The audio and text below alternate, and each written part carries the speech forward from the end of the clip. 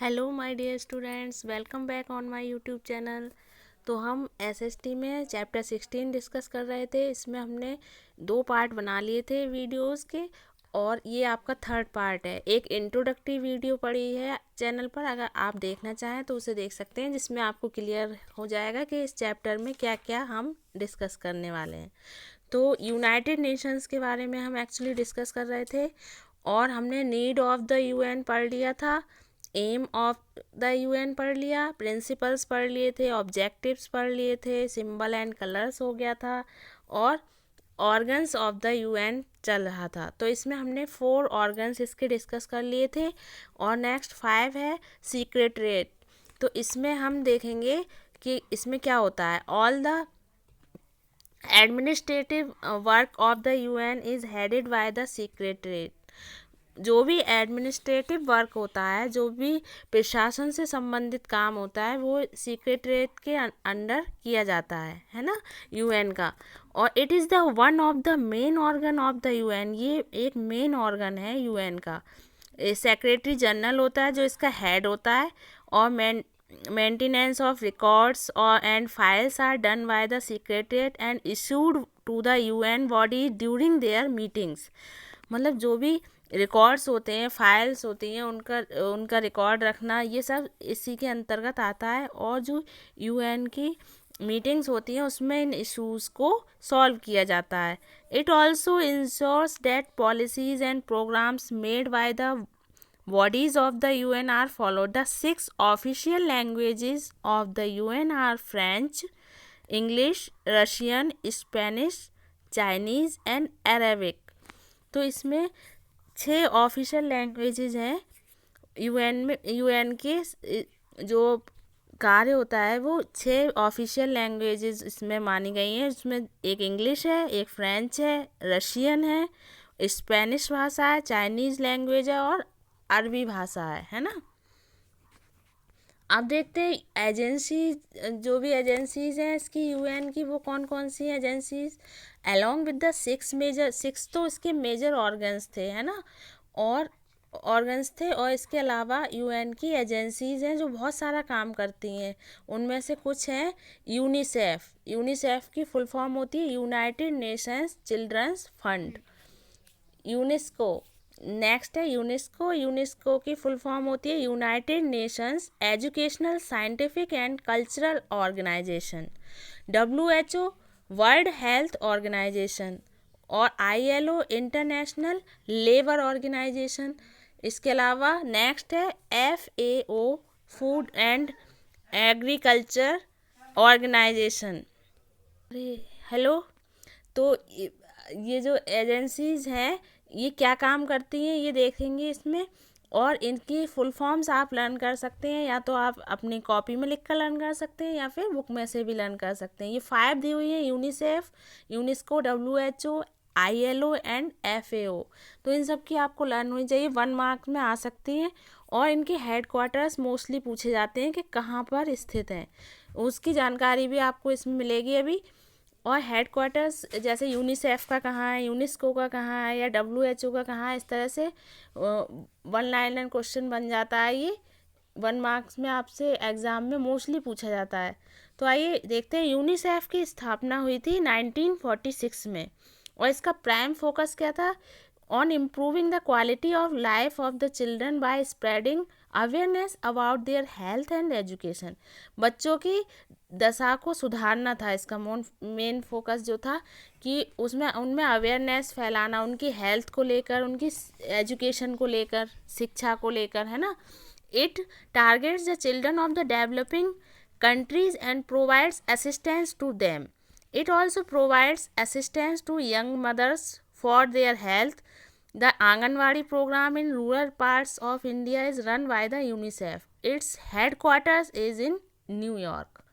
तो जो भी मतलब जो माँ होती हैं, उनको भी जानकारी देना, है ना, जो यंग मदर्स होती हैं उनकी हेल्थ के बारे में उनको प्रमोट करना। इसके अलावा जो आंगनवाड़ी केंद्र होते हैं, आप लोग जानते होंगे, रूरल एरियाज़ में इंडिया में बहुत जगह पे पाए जाते हैं ये। तो उन्हें आंगनवाड़ी केंद्र जो हैं वो यूनिसेफ के द्वारा ही चलाए जाते हैं। इसके अलावा इसका हेडक्वार्टर की बात कर लेते हैं, तो वो कहाँ है, न्यूयॉर्क में। अब आते हैं यूनेस्को, ये लोगो है इसका, ये आप देख रहे हैं, ये यूनिसेफ का लोगो है और ये नीचे यूनेस्को का लोगो है, ठीक है। तो prime objectives of the UNESCO is to improve the living conditions of the people all over the world wide targeting education.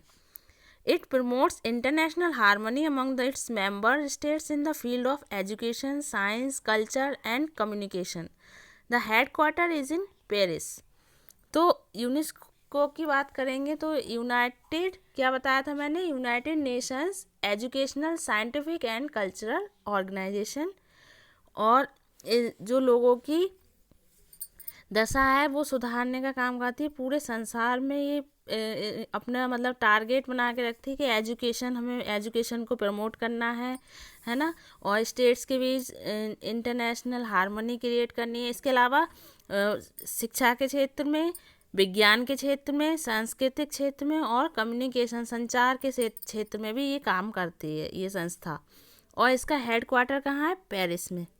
अब आते हैं WHO, तो ये 1948 में इसकी स्थापना हुई थी, और ये फोकस क्या करता है, international public health and fights against various diseases, जो भी कई तरह की बीमारियां फैलती हैं समाज में, तो उनमें क्या होता है, अवेयरनेस की कमी होती है। रूरल एरियाज़ में लोग अवेयर नहीं होते हैं, या उनको पूरी इसके बारे में जानकारी नहीं होती है। इसकी रोकथाम के उपाय बताना, लोगों को फ्री में कुछ दवाएं उपलब्ध कराना, ये इसका काम होता है। It tries to improve the general health of the people by educating them on personal hygiene, sanitation and good food habits. वो नहीं जानते हैं ना कि हाइजीन कैसे रखनी है, हमें उन्हें साफ़ सफाई कैसे रखनी है ना, सैनिटाइजेशन किस तरह से करना है, या फिर जो फूड हैबिट्स हैं, कई बार वो भी अलग अलग फूड हैबिट्स भी हमारी बीमारियों का कारण बनती हैं, तो उनके बारे में लोगों को जानकारी देने का काम WHO करती है ना। It helps wherever there is an outbreak of an epidemic. कोई भी महामारी फैलती है ना, तो उसमें हेल्प करना लोगों की। Various health clinics have been put up in the India by WHO. इसके अलावा हेल्थ क्लिनिक्स भी खोले जाते हैं WHO के द्वारा कई जगह पर। It has actively campaign to eradicate polio, malaria and tuberculosis. Its headquarter is in Geneva. तो जो कैंपेन निकालती है, कई बार रैलियाँ निकाली जाती हैं जिससे लोग अवेयर नहीं होते हैं जिन बीमारियों के बारे में, उन बीमारियों के बारे में पोस्टर बनाए जाते हैं, उनसे लोगों को बताया जाता है, गांव-गांव में कैंप लगाए जाते हैं।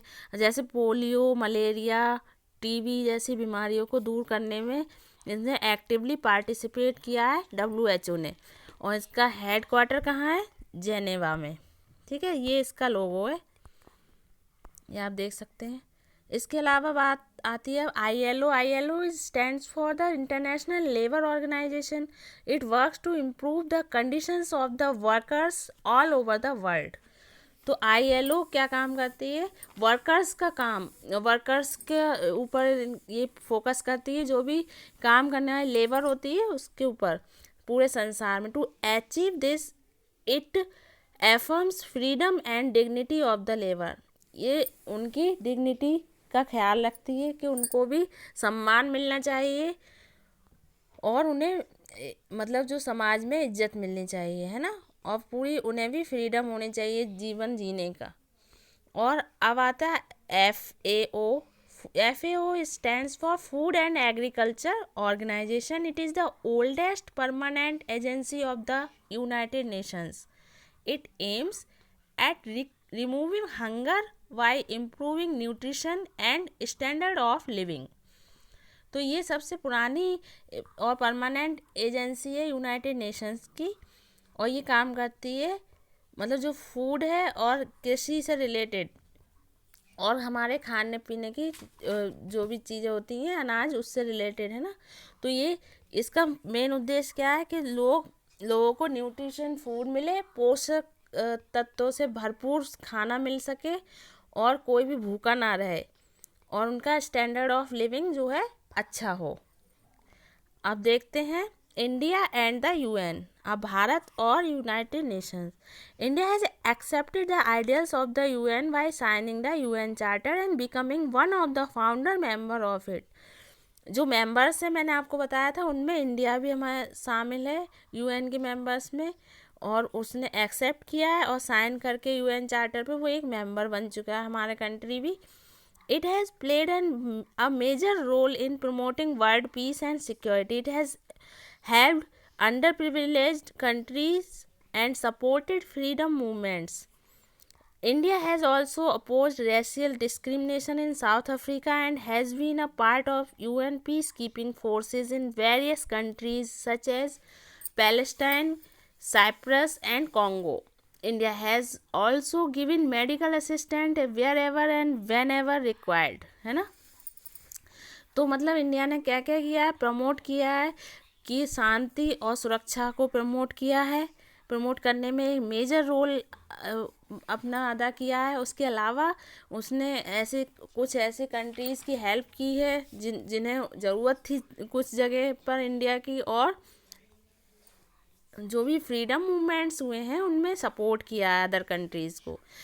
और इंडिया हैज़ बीन अपोज, और जो जातीय भेदभाव था साउथ अफ्रीका में उसे भी ख़त्म करने पर बल दिया था इंडिया ने, और एक peace keeping UN peace keeping force बन गया है, जैसे और कंट्रीज़ की तरह, जैसे कि पैलेस्टाइन, साइप्रस और कॉन्गो की तरह।